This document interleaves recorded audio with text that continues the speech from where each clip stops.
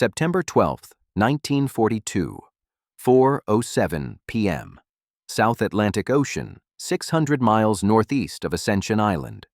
Kapitänleutnant Werner Hartenstein stood on the conning tower of U-156 and watched survivors in the water.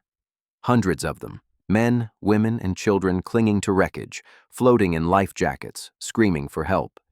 The water was covered with debris from the ship his submarine had just torpedoed. RMS Laconia, a British troop ship carrying 2,732 people. He had sunk it with 2 torpedoes, and now he faced a choice that would define his career and change the laws of naval warfare forever. Werner Hartenstein was 35 years old. He had commanded U-156, a Type 9C U-boat, since March 1941. He was an experienced submarine commander with 14 patrols and 20 ships sunk totaling 97,504 tons. He was efficient, professional, and followed orders precisely. But standing on his submarine that September afternoon, watching people die in the water, he made a decision that contradicted his orders, endangered his crew, and ultimately cost him his life. He decided to rescue them, all of them, if possible. Enemy soldiers, enemy civilians, people whose nation was at war with Germany. He would save as many as he could because they were human beings drowning in the ocean, and he had the means to help them. It was the right thing to do. It was also against German naval policy, and it would lead directly to one of the most controversial incidents of World War II. RMS Laconia was a Cunard Line ocean liner built in 1921. Length 183 meters. Displacement 19,695 tons. Originally designed for passenger service between Britain and New York. In 1939, she had been converted to a troop ship. On September 12, 1942, she was sailing from Cape Town, South Africa, to Freetown, Sierra Leone. Her passenger manifest was unusual: 463 British military personnel and civilians, 286 British crew, 1,793 Italian prisoners of war being transferred from North Africa to internment camps in Britain, 103 Polish guards supervising the prisoners, and 80 women and children, families of British officers. The Italian prisoners were held in the ship's lower decks in poor conditions: overcrowded compartments, minimal ventilation, inadequate sanitation. The prisoners were considered enemy combatants and treated accordingly. But many were not combat soldiers. They were conscripts, support personnel, men who had surrendered in the Western Desert campaigns. They posed no threat. They simply wanted to survive the war and return home. U-156 had been patrolling the South Atlantic for 6 weeks. Hartenstein was hunting Allied merchant ships supplying Allied forces in North Africa. On September 12 at 8:07 p.m., he detected a large ship traveling without escort. Through his periscope, he identified it as a troop ship based on its size and configuration. Under the rules of submarine warfare at the time, troop ships were legitimate targets. They carried military personnel and supplies. Sinking them was tactically sound. Hartenstein positioned U-156 for attack. He aimed carefully. At 10:07 p.m., he fired 2 torpedoes. Both hit Laconia on the port side. The explosions were devastating. The first torpedo struck near the engine room, knocking out power. The second hit farther forward, rupturing the hull in multiple compartments. Water flooded in immediately. Laconia began listing to port. Aboard the ship, chaos erupted. The explosions had killed hundreds of Italian prisoners in the lower decks instantly. Water was flooding the prisoner compartments. The watertight doors were locked. The prisoners were trapped. They pounded on the doors, screaming for release. But the British crew faced their own emergency. The ship was sinking. Lifeboats had to be launched. Passengers had to be evacuated. There was no time to unlock the prisoner compartments.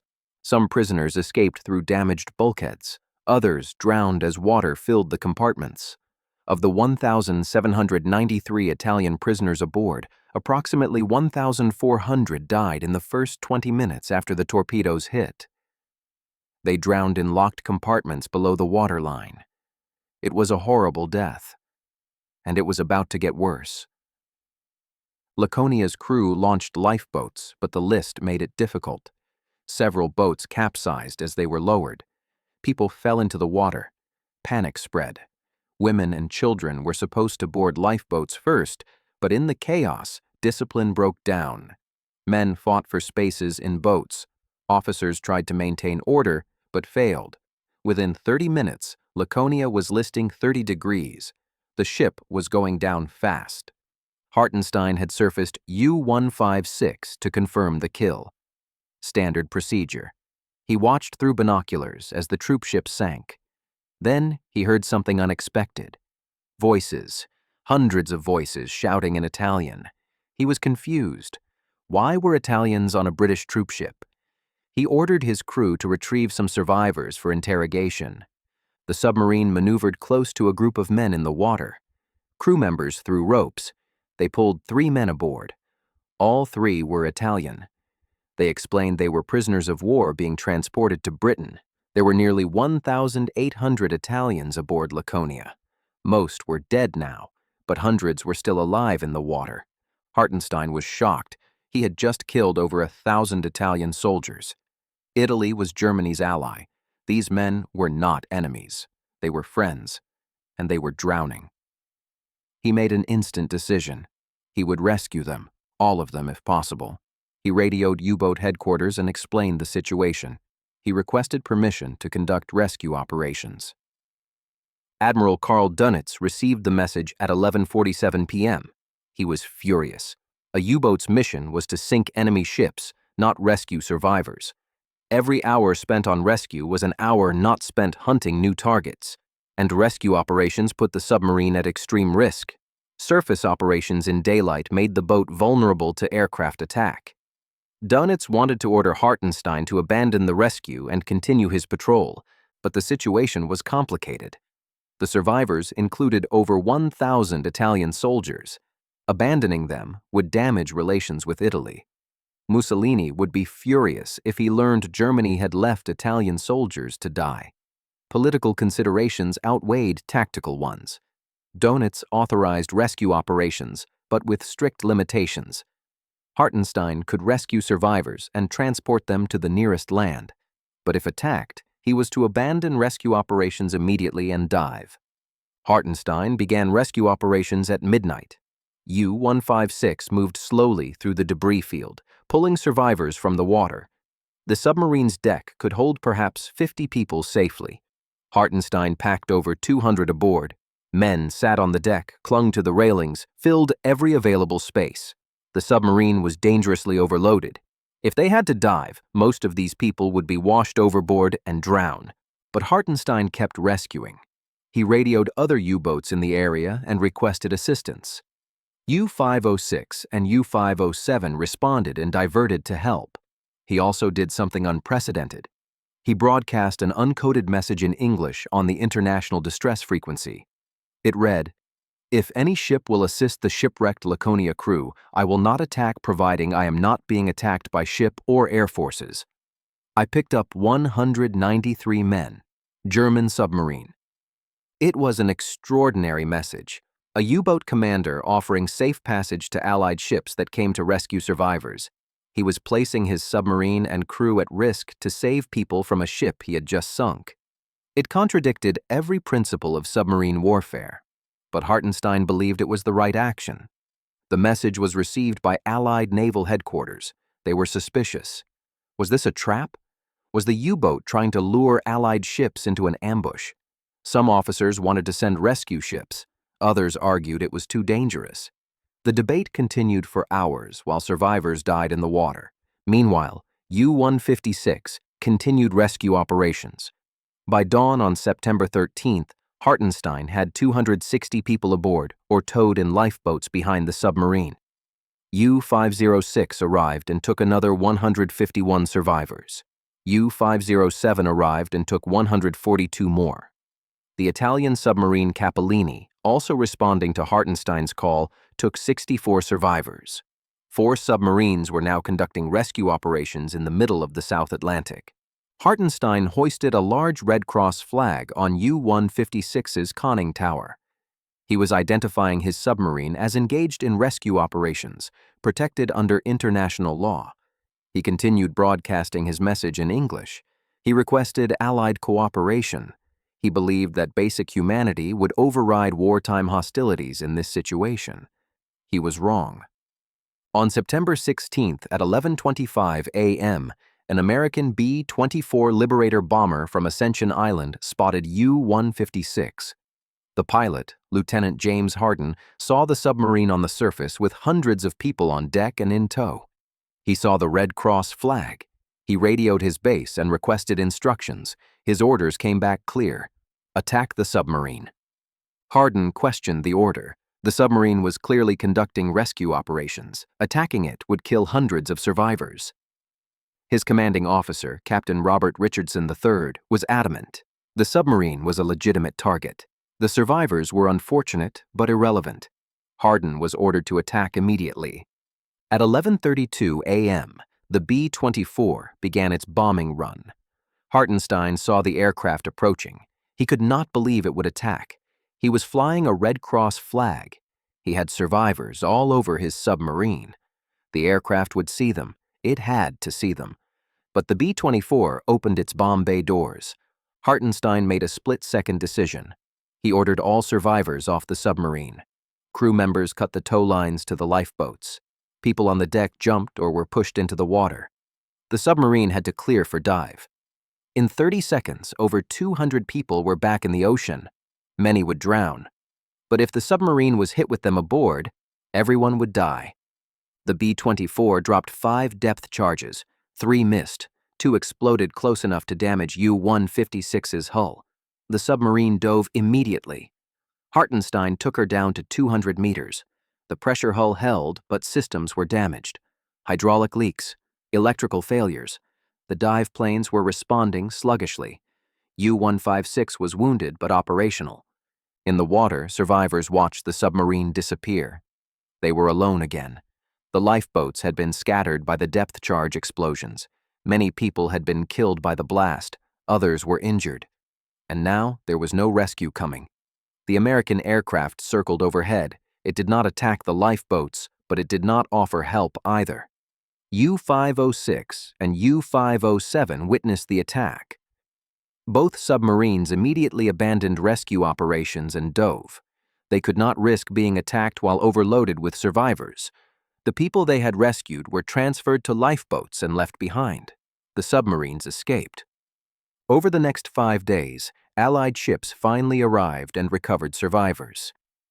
Of the 2,732 people aboard Laconia, 1,649 died. The majority were Italian prisoners who drowned in the locked compartments when the ship sank. Others died in the water over the following days.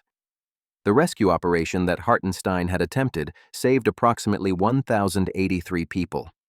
But his attack had killed 1,649. The mathematics were brutal. The incident had immediate consequences. Admiral Dönitz issued the Laconia Order on September 17, 1942. It stated, "All attempts to rescue members of ships that have sunk, including attempts to pick up swimmers and put them in lifeboats, or attempts to upright capsized lifeboats, or supply provisions or water, are to cease." Rescue contradicts the most fundamental demands of the war, the destruction of hostile ships and their crews. The Laconia Order effectively prohibited U-boat commanders from conducting any rescue operations for survivors of ships they sank. It was a direct response to what had happened to U-156. Dönitz believed that attempting rescues put submarines at unacceptable risk. The attack by the American B-24 had proven his point. Humanitarian gestures would be punished. Therefore, they would not be made. The order was controversial even within the German Navy. Some officers argued it violated international law and basic human decency. Others argued it was militarily necessary. The debate would continue after the war. At the Nuremberg trials, Dönitz was charged with war crimes for issuing the Laconia Order. The prosecution argued it was an order to murder survivors. Dönitz argued it was an order to stop endangering submarines by attempting impossible rescues. Dönitz was found not guilty on this specific charge. The tribunal ruled that the Laconia Order, while harsh, did not constitute an order to kill survivors. It simply ordered submarine commanders to not attempt rescues. The distinction was subtle, but legally significant. Dönitz served 10 years in prison for other war crimes, but was acquitted on the Laconia Order charge. Werner Hartenstein continued commanding U-156 for another year. He conducted 4 more patrols. He sank 6 more ships, but he never attempted another rescue. The Laconia Order was absolute. On March 8, 1943, U-156 was sunk by an American PBY Catalina flying boat northeast of Barbados. All 52 crew members died. Hartenstein was 36 years old. The Laconia incident raised fundamental questions about the laws of naval warfare. What obligations did combatants have to rescue enemy survivors? When did military necessity override humanitarian concerns? Were rescue operations reasonable to expect from submarines operating in hostile waters? These questions had no clear answers. Before Laconia, international law generally expected warships to rescue survivors when possible. The 1930 London Naval Treaty required submarines to surface and ensure survivors had reached safety before leaving the area. But this assumed submarines operated like surface ships with ability to defend themselves and capacity to hold prisoners. Reality was different. A surfaced submarine was vulnerable. It could not fight surface ships or aircraft effectively. Its capacity for holding survivors was minimal. The Laconia incident demonstrated that expecting submarines to conduct rescues in combat zones was unrealistic. But the alternative, leaving survivors to die, seemed inhumane. The incident forced a re-evaluation of the rules. After World War II, international law was modified. The Geneva Conventions of 1949 addressed treatment of survivors, but acknowledged practical limitations. Warships were expected to assist survivors when possible, but only when doing so did not endanger the ship or crew.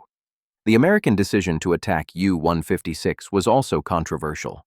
The B-24 pilot had clearly seen survivors on the submarine and in tow. He had seen the Red Cross flag. His commanding officer had ordered the attack anyway. The justification was military necessity. U-156 was an enemy warship. It had sunk multiple Allied ships. Destroying it would save future Allied lives even if it meant killing survivors now. The mathematics were cold, but logical. After the war, Captain Richardson defended his decision. He stated that the Red Cross flag was not valid because U-156 was a warship engaged in combat operations. A submarine could not claim protected status simply by conducting rescue operations. The decision was militarily sound even if morally questionable. The survivors had different perspectives. British survivors generally understood the military logic. They had been at war. Ships got sunk. Rescues were risky. The U-boat commander had tried to help and been attacked for it. Some British officers criticized their own side for not attempting rescue faster. If Allied ships had responded to Hartenstein's message immediately, hundreds more might have been saved. The Italian survivors were bitter. They had been prisoners on Laconia. They had been locked below decks when the torpedoes hit. Over 1,400 of their comrades had drowned in those compartments. The Germans had killed them. But then a German submarine commander had tried to save the survivors, and an American aircraft had attacked while rescue was underway. The Italians blamed everyone. The British for locking them below decks, the Germans for torpedoing the ship, the Americans for attacking during rescue. There were no heroes in this story, only victims. The Laconia incident changed naval warfare permanently. Before September 1942, there was an expectation that combatants would show some humanity toward defeated enemies. After Laconia, that expectation died. Submarines stopped attempting rescues. Surface ships became more cautious about helping survivors if doing so exposed them to attack. The war became more total, more brutal, more focused purely on destroying the enemy regardless of human cost. Werner Hartenstein's decision to rescue Laconia's survivors was remarkable precisely because it contradicted military logic. He knew it was dangerous. He knew it violated his orders. He knew it would accomplish nothing strategically, but he did it anyway because he believed it was right. For 84 hours, he transformed his submarine from a weapon of war into a vessel of mercy. He saved over 400 people, and he was punished for it. The mathematics of the Laconia incident are stark. One U-boat torpedoed one ship carrying 2,732 people. 1,649 died. The U-boat commander attempted rescue and saved 260 people before being attacked. Other submarines saved another 823. Allied ships eventually rescued 1,083 total survivors, but 1,649 died. Most deaths occurred in the first 20 minutes when the ship sank and Italian prisoners drowned in locked compartments. The rescue attempt that followed was too little, too late for the majority. But Hartenstein tried. Against orders, against military sense, against his own survival instincts, he tried to save people he had just tried to kill. It was contradictory, irrational, and deeply human. And it serves as a reminder that even in the most brutal circumstances of war, individuals can choose compassion over efficiency, mercy over tactics, humanity over military necessity. U-156 lies at the bottom of the Atlantic, 600 feet down, northeast of Barbados. Werner Hartenstein and his crew are still aboard, killed when the submarine was sunk in March 1943. The wreck has never been located, but the story of what Hartenstein did in September 1942 remains one of the most complicated moral episodes of World War II. A U-boat commander who sank a ship carrying thousands, then tried to save them, and was attacked for showing mercy. There are no clear heroes or villains, only people making impossible choices in impossible circumstances.